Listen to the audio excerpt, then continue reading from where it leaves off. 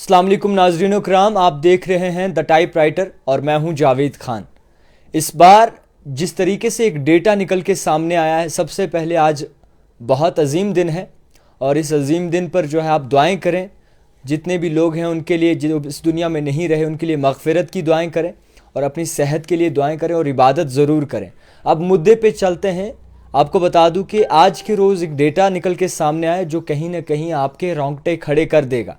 मैं आपको बता दूं कि NFHS के मुताबिक, यानी कि नेशनल फैमिली हेल्थ सर्वे के मुताबिक जो है एक डेटा रिवील किया गया है जम्मू कश्मीर का, जिसमें बताया गया है कि 10.5% यानी कि 10.5% जो है जम्मू कश्मीर में लड़कियां और लड़के जो है शराब पीते हैं।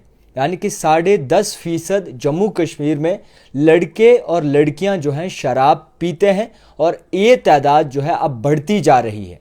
मैं आपको बता दूं कि एज पर data national family health survey के मुताबिक डेटा रिवील जो किया है उसमें बताया गया है कि 10.4% जो है वो मैन जो है वो शराब पीते हैं, अल्कोहल लेते हैं, और इसी के साथ साथ 0.2% जो है वो लड़कियों की बताई गई है, जिसमें लड़कियों की उम्र जो है करीबन 15 से लेके 50 साल तक ऐसी लड़कियां हैं जो शराब पीती हैं जम्मू कश्मीर में।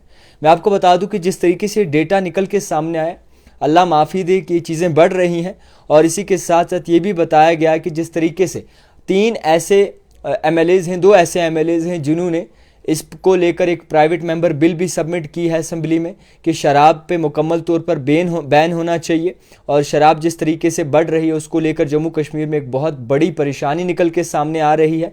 इसी के मुताबिक अगर 2013 या 14 का डेटा देखें तो 991.55 करोड़ जो है वो शराब का प्रॉफिट था। मगर आपको बता दूं कि आज के वक्त में, यानी कि 2023 और 24 के वक्त में 2400 यानी कि 2486.34 करोड़ जो है शराब से कमाए जाते हैं पैसे। यानी कि 2500 के यानी कि 2500 करोड़ के जो डेटा है उसमें जो है लोग शराब लेते हैं। और अफसोस की बात है कि ये डेटा निकल के सामने आ रहा है। और आपको बताना चाहूँगा कि जो जम्मू कश्मीर के हालात इस वक्त बने हैं, हमारी यहाँ पर बहनें हैं वो भी शराब पीती हैं, और इसी के साथ जो कुछ लड़के हैं वो भी शराब पीते हैं।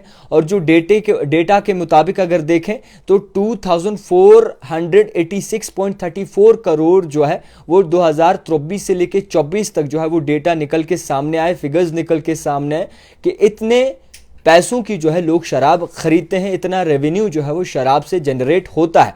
अफसोस की बात है कि जिस तरीके से इस वक्त माहौल बना है। और फयाज मीर की बात करें जो कि पीपल्स डेमोक्रेटिक पार्टी के MLA हैं, शेख खुर्शीद की बात करें जो कि अवामी इत्तेहाद पार्टी के साथ मुंसलिक हैं, एहसान परदेसी की बात करें जो कि नेशनल कॉन्फ्रेंस के साथ मुस्तलिक हैं, उन्होंने जो है इंट्रोड्यूस की है एक बिल, कंप्लीट बैन होना चाहिए जम्मू कश्मीर में शराब को लेकर। और जिस तरीके से ये डेटा निकल के सामने आ रहा है उसको लेकर कहीं ना कहीं परेशानी भी ज़्यादा हो रही है।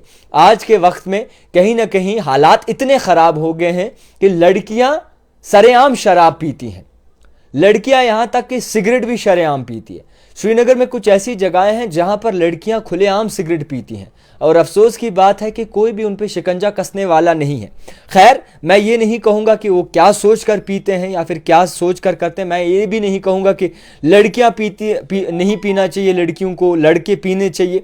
ओवरऑल जो है इस पर एक परेशानी का मामला बन रहा है, और इसको लेकर जो है बहुत सारी चीज़ें क्लियर हो रही हैं कि आने वाले हालात हमारी जनरेशन के क्या होंगे।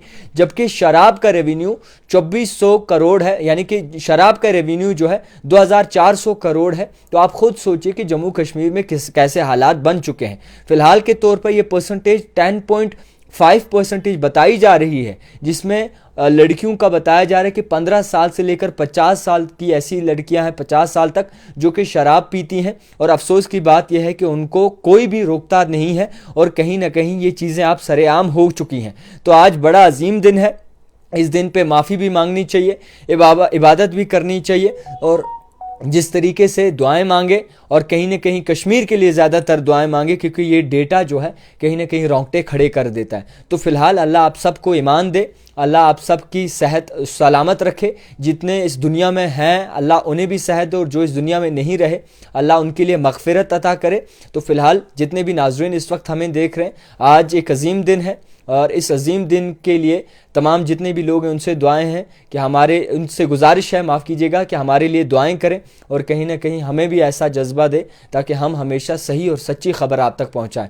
तो मेरे लिए भी दुआएं कीजिएगा। देखते रहिए द टाइपराइटर जावेद खान के साथ।